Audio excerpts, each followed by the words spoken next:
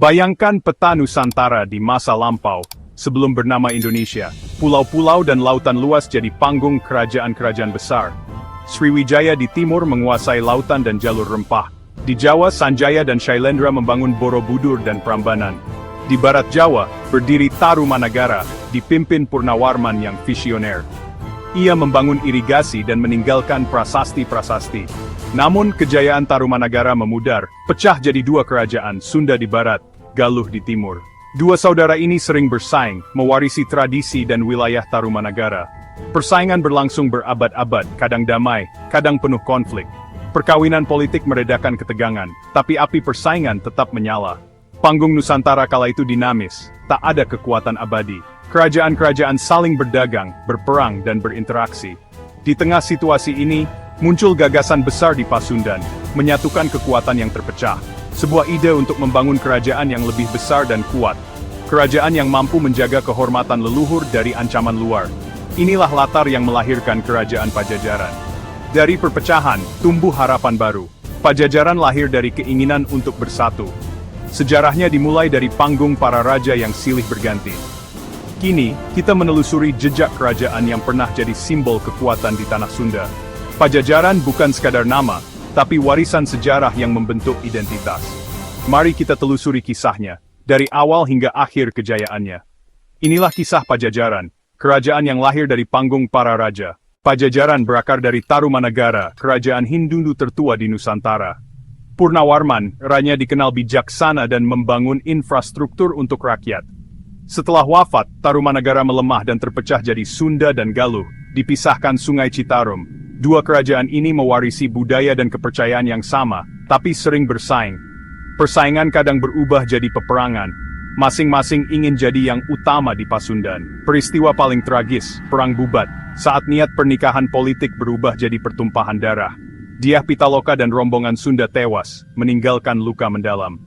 Tragedi ini jadi pelajaran penting. Perpecahan hanya membawa kehancuran. Kesadaran akan pentingnya persatuan mulai tumbuh di kalangan bangsawan Sunda dan Galuh. Mereka sadar jika terus berseteru, akan mudah ditaklukkan kerajaan lain. Muncul gagasan menyatukan dua kerajaan ini. Namun, butuh pemimpin kuat yang dihormati kedua pihak. Sosok itulah yang kelak membuka jalan bagi berdirinya Pajajaran. Dari luka dan persaingan, lahir tekad untuk bersatu. Pajajaran adalah jawaban atas kebutuhan akan kekuatan bersama. Inilah awal mula perjalanan menuju kerajaan besar di tanah Sunda. Pajajaran lahir dari sejarah panjang persaingan dan harapan baru. Penyatuan Sunda dan Galuh menemukan momentumnya pada sosok Niskala Wastukancana. Ia memerintah kedua kerajaan secara terpisah, menanamkan benih persatuan dan perdamaian. Setelah wafat, takhta Galuh diwariskan ke Rahyang Dewa Niskala, sementara Sunda dipimpin Jayadewata, cucunya. Ketegangan muncul lagi karena pernikahan politik, tapi kali ini para penasihat memilih jalan penyatuan. Solusinya, satu raja untuk dua kerajaan. Jayadewata, berdarah Sunda dan Galuh, jadi simbol persatuan. Melalui musyawarah, Dewa Niskala menyerahkan takhta Galuh pada Jayadewata.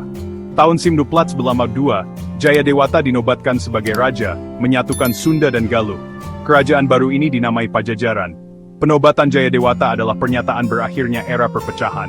Ia mengambil gelar Sri Baduga Maharaja, tapi rakyat mengenalnya sebagai Prabu Siliwangi.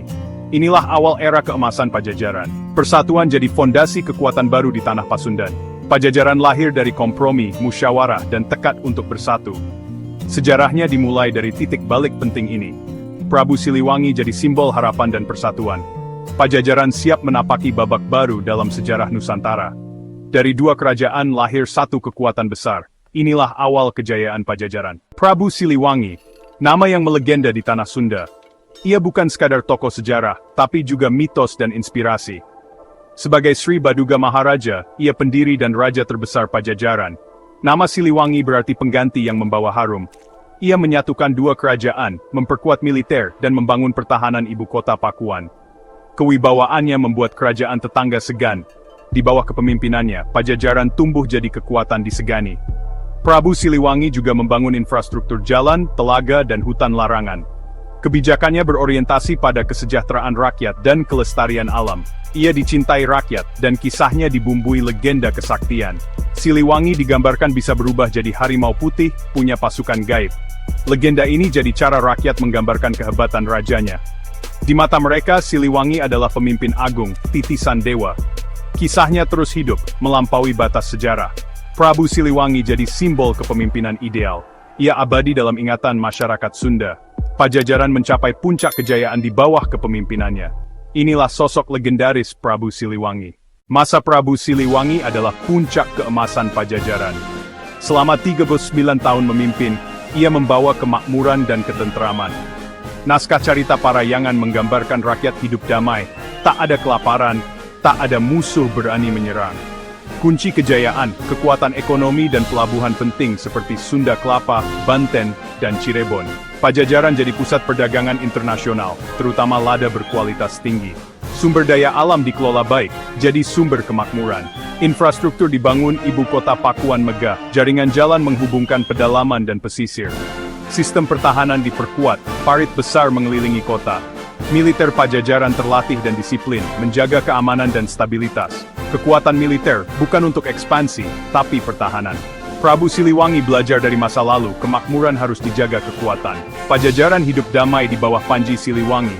Rakyat merasa aman dan terlindungi. Pajajaran jadi simbol kemakmuran dan kekuatan di Nusantara. Kejayaan ini jadi warisan terbesar Prabu Siliwangi. Pajajaran dikenal sebagai kerajaan makmur dan berwibawa. Masa ini dikenang sebagai era keemasan tanah Sunda. Inilah puncak kejayaan Pajajaran. Jantung Pajajaran adalah Pakuan, ibu kota megah di wilayah Bogor kini. Nama Pakuan bermakna pusat, inti, atau sistem pertahanan kokoh. Kota ini didesain aman dan teratur, dikelilingi parit, benteng, dan 3 sungai alami. Gerbang-gerbang dijaga ketat, membuat Pakuan sulit ditembus musuh. Di pusat kota berdiri Istana Pancaniti, tempat raja memerintah dan mengadakan upacara. Alun-alun besar jadi ruang publik rakyat. Tata kota rapi, area bangsawan, prajurit, dan rakyat tertata jelas. Pakuan juga pusat spiritual, dengan kabuyutan dan tempat suci.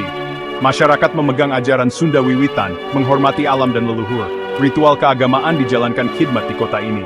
Pakuan cerminan keharmonisan manusia, alam, dan sang pencipta. Kota ini simbol kejayaan Pajajaran, mahakarya Prabu Siliwangi. Pakuan jadi pusat pemerintahan, ekonomi, dan budaya. Inilah jantung kerajaan yang megah. Kehidupan masyarakat Pajajaran didominasi pertanian. Tanah subur menghasilkan padi melimpah, didukung sistem irigasi sederhana. Gotong royong dan kedekatan dengan alam jadi ciri khas. Selain bertani, masyarakat pesisir jadi pelaut dan pedagang. Pelabuhan Sunda Kelapa jadi pusat interaksi berbagai bangsa. Pertukaran budaya, bahasa, dan teknologi terjadi lewat perdagangan. Kepercayaan utama, Sunda Wiwitan, menghormati Sang Hyang Kersa dan alam. Penghormatan pada leluhur dan tempat suci jadi bagian penting. Seni dan budaya berkembang pantun, ukir, musik angklung, dan kecapi. Kehidupan budaya kaya, masyarakat makmur secara materi dan jiwa. Pajajaran dikenal sebagai masyarakat terbuka dan dinamis. Budaya dan kepercayaan jadi identitas kuat Pajajaran. Setelah Prabu Siliwangi wafat, Pajajaran memasuki masa senja. Penerusnya tak sekuat dirinya, kerajaan perlahan melemah. Ancaman datang dari luar, Demak, Cirebon, dan terutama Banten. Satu persatu pelabuhan penting direbut, puncaknya Sunda Kelapa jatuh ke tangan Fatahillah. Pajajaran kehilangan sumber ekonomi, terisolasi di pedalaman. Upaya aliansi dengan Portugis gagal, justru mempercepat kejatuhan. Tahun 1879, Banten menyerang Pakuan, istana dihancurkan, simbol kebesaran diboyong. Pajajaran resmi runtuh, hanya menyisakan cerita dan warisan. Kerajaan besar yang pernah berjaya, akhirnya tumbang oleh perubahan zaman. Roda sejarah berputar, kejayaan berganti keruntuhan. Pajajaran jadi pelajaran tentang kekuatan dan kerentanan. Warisannya tetap hidup, meski kerajaannya telah tiada. Inilah akhir perjalanan Pajajaran. Meski Pajajaran runtuh, warisannya tetap hidup. Nama Siliwangi jadi simbol kehormatan dan kebanggaan Sunda. Nama ini diabadikan di berbagai institusi dan tempat. Naskah kuno seperti Carita Parahyangan jadi jendela sejarah dan kearifan lokal. Prasasti batu tulis di Bogor jadi bukti fisik kejayaan Pajajaran. Situs arkeologi terus diteliti untuk merekonstruksi kemegahan Pakuan. Nilai persatuan, cinta alam, dan harmoni tetap relevan hingga kini. Sejarah Pajajaran bukan sekadar nama raja, tapi pelajaran membangun masa depan. Warisan Pajajaran adalah cermin bagi bangsa. Dari masa lalu, kita belajar untuk masa depan yang lebih baik.